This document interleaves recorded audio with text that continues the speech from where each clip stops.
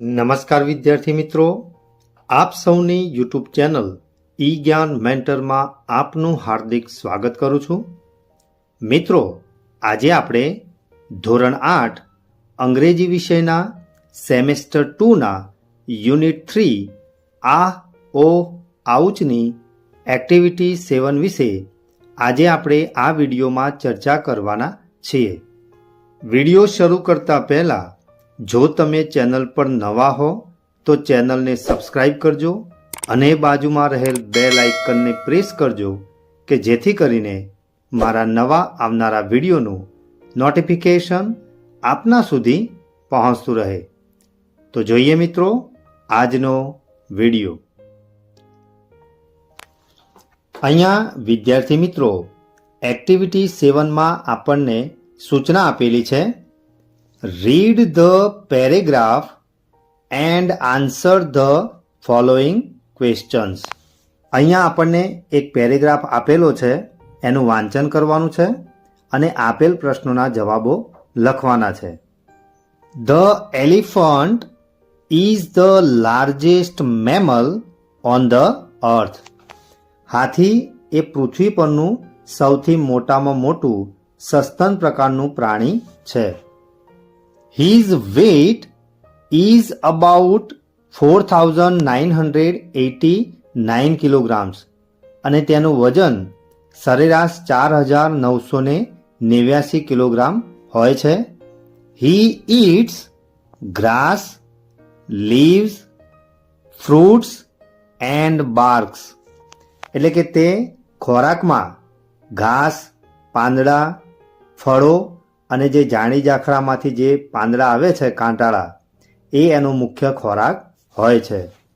He spends 16 hours a day for eating. અને તે દિવસના 16 કલાક માત્ર ને માત્ર ખાવામાં ગુજારે છે. He eats 224 kilograms of food per day. અને તે દિવસનો 224 કિલોગ્રામ જેટલો ખોરાક આરોગે છે. The adult male is called a bull. નાનું જે બચ્ચું હોય છે હાથીનું, એ જો પુરુષ વર્ગનું હોય તો એને બુલ કહેવામાં આવે છે. The adult female is called a cow. એટલે કે જો તે માદા હોય તો તેને એક કાવ કહેવામાં આવે છે. The baby elephant is called a calf. જ્યારે નાનું બચ્ચું હોય ત્યારે એ હાથીના બચ્ચાને એ કાફ એટલે કે મદનિયું કહેવામાં આવે છે. His eyesight is poor. તેની જે દ્રષ્ટિ છે એ ખૂબ જ નબળી હોય છે. He can smell from 3 to 5 kilometre away. અને તે 3 થી 5 કિલોમીટર દૂરથી પણ એ કોઈ પણ પ્રાણી હોય કે કોઈ પણ એવી વસ્તુ હોય એની ગંધને એ પારખી શકે છે. He has the largest brain in the animal kingdom. અને પૃથ્વી પર રહેતા જેટલા પ્રાણીઓ છે એમાં સૌથી મોટામાં મોટું જો કોઈ મગજ હોય તો એ હાથીને હોય છે. His sound is referred to as grunts, purrs, bellows, whistles and trumpeting. અને આ હાથીના જે અલગ અલગ જે અવાજો છે એ અવાજોને ગ્રન્ટ્સ, પર્સ, બિલોઝ, whistles અને ટ્રમ્પેટિંગ તરીકે એને ઓળખવામાં આવે છે. His lifespan is up to 70 years. અને તેનું આયુષ્ય છે એ 70 વર્ષ જેટલું હોય છે. Elephant's trainer is called mahout. જ્યારે હાથીને જે ચલાવનાર હોય છે અથવા તો એનો જે ટ્રેનર હોય છે એને મહાવત કહેવામાં આવે છે. Elephants can hear by feeling the vibration in the ground with their feet. અને આ જે હાથી છે એની જે સાંભળવાની જે શક્તિ છે એ એનું જે વાઇબ્રેશન હોય એ પોતાના પગ દ્વારા એનો અનુભવ કરે છે અને એના લીધે એ કોઈપણ પ્રકારનો સાઉન્ડ એટલે કે અવાજ એ સાંભળી શકે છે. તો વિદ્યાર્થી મિત્રો, અહીંયા આપણને હાથી વિશેની ખૂબ જ રસપ્રદ માહિતી આપવામાં આવેલી હતી, જેનો આપણે અભ્યાસ કર્યો. વિદ્યાર્થી મિત્રો, તમે પણ મહાવતને જોયો જ હશે ને, જે હાથીના માથાની પાછળના ભાગમાં બેઠેલો હોય છે, જે હાથીને હંકારવાનું કામ કરતો હોય છે. વિદ્યાર્થી મિત્રો, અહીંયા આપણને જે માહિતી આપેલી હતી એ માહિતીનો આપણે અભ્યાસ કર્યો અને હવે આપણે નીચે જે પ્રશ્નો આપેલા છે એ પ્રશ્નોનો આ માહિતીના આધારે આપણે એના જવાબો લખીએ. તો સૌથી પહેલો પ્રશ્ન છે, what is the average weight of the elephant? હાથીનું સરેરાશ વજન કેટલું હોય છે? તો એનો સાચો જવાબ લખીશું, the average weight of the elephant is 4,989 kilogram. એટલે કે હાથીનું સરેરાશ વજન 4,989 કિલોગ્રામ હોય છે. ત્યાર પછી બીજો પ્રશ્ન છે, how many hours does an elephant spend for eating? હાથી ખાવા દરમિયાન કેટલા કલાકોનો ઉપયોગ કરે છે?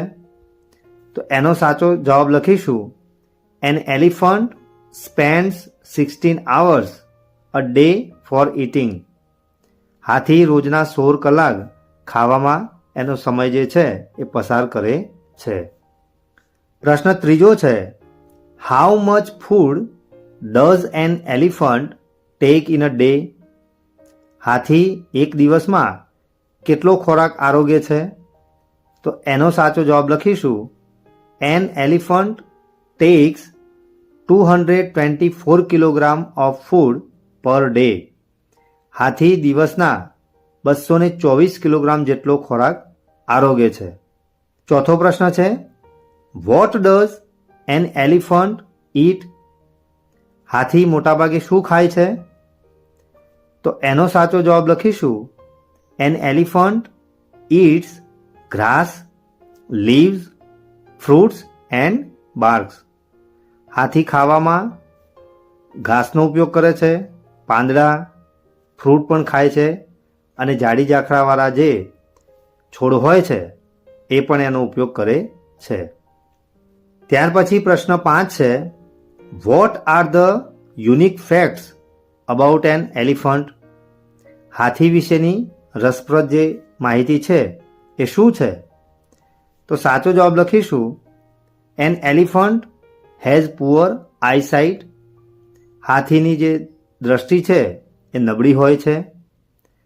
નંબર 2માં આપેલું છે, he can smell from 3 to 5 kilometre અવે.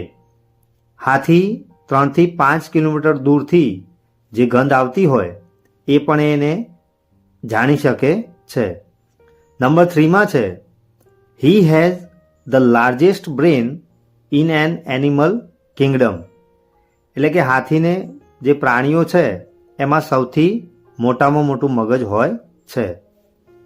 ત્યાર પછી પ્રશ્ન 6 છે, how many years can an elephant live? હાથીનું આયુષ્ય કેટલું હોય છે અથવા તો એ કેટલા વર્ષ સુધી એ જીવે છે? જવાબ છે, an elephant can live up to 70 years. હાથી 70 વર્ષ સુધી જીવે છે. પ્રશ્ન 7મો છે, which words describe elephants sounds? કયા શબ્દો હાથીના અવાજોનું વર્ણન કરે છે?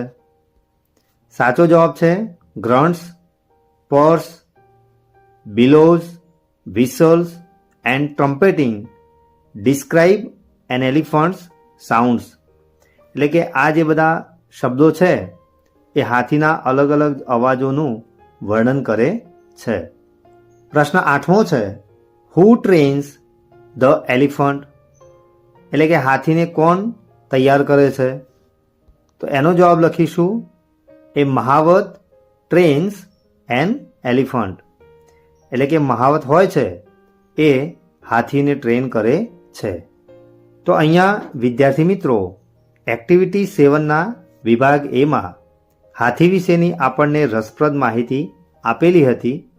એ માહિતીનો આપણે અભ્યાસ કર્યો અને આપેલ જે પ્રશ્નો હતા એ પ્રશ્નોના આપણે જવાબો મેળવ્યા. હવે આપણે વિભાગ બીની ચર્ચા કરીએ. અહીંયા વિદ્યાર્થી મિત્રો વિભાગ બીમાં સૂચના આપેલી છે. What will they speak? તેઓ શું બોલશે? Find out proper expressions from the bracket and write in the blanks. એટલે કે તમારે યોગ્ય જે હાવભાવ છે એ શોધવાના છે જે બ્રેકેટમાં આપેલા છે તેમાંથી, અને જે ખાલી જગ્યાઓ આપેલી છે એ ખાલી જગ્યામાં તમારે એને લખવાના છે. તો અહીંયા જે પહેલો જે હાવભાવ આપેલો છે એ છે ઓહ ગોડ, હાઉ બ્યુટીફુલ, કેટલું સુંદર છે, વોટ એ વન્ડરફુલ આઈડિયા, કેટલો અદ્ભુત વિચાર, બ્રાવો, સો હ્યુજ, કેટલું વિશાળ, અને ઓ નો. તો અહીંયા વિદ્યાર્થી મિત્રો આ પ્રમાણે આપણને એક્સપ્રેશન્સ આપેલા છે. હવે આપણે અહીંયા પહેલું જે એક્ઝામ્પલ આપેલું છે એમાં લખેલું છે રિયા મિસીસ ધ ટ્રેન. એટલે કે રિયા નામની જે છોકરી છે એ ટ્રેનને ચૂકી ગઈ છે. તો એ શું કહે છે? તો એનો બાજુમાં જવાબ લખેલો છે ઓ નો. એટલે કે આ એક પ્રકારનું હાવભાવ છે. તો અહીંયા આપણને પહેલો જે વાક્ય આપેલું છે મારિયા સીઝ એન એક્સિડન્ટ. એટલે કે મારિયા અકસ્માત જુએ છે. તો હવે વિદ્યાર્થી મિત્રો કોઈ પણ પ્રકારનો અકસ્માત થયો હોય તો આપણા મુખમાંથી કેવા પ્રકારના હાવભાવ નીકળે? તો એ અહીં આપણે લખીશું ઓ ગોડ. અરે ભગવાન, આ શું થઈ ગયું છે? નંબર 2માં છે લીલા સીઝ એ બ્યુટીફુલ ફ્લાવર. લીલા નામની જે છોકરી છે એ સુંદર ફૂલ જોવે છે. તો એ કેવા પ્રકારના હાવભાવ બતાવે છે? તો એમાં લખીશું હાઉ બ્યુટીફુલ, કેટલું સુંદર ફૂલ છે. નંબર 3માં છે આશા ગીવ્સ એ ગુડ આઈડિયા. આશા સુંદર વિચાર આપે છે. તો એને અકોર્ડિંગ લખીશું વોટ એ વન્ડરફુલ આઈડિયા, કેટલો અદ્ભુત વિચાર છે. નંબર 4માં છે જીગર વિન્સ ધ રેસ. જીગર સ્પર્ધા જીતે છે. તો એના માટે આપણે કયો શબ્દ વાપરીશું? ખૂબ જ સરસ, બ્રેવો. વિદ્યાર્થી મિત્રો આપણે કોઈ પણ વ્યક્તિ જ્યારે જીત હાંસલ કરે છે તો એની ઉજવણીના ભાગરૂપે આપણે આવા શબ્દોનો ઉપયોગ કરતા હોઈએ છીએ.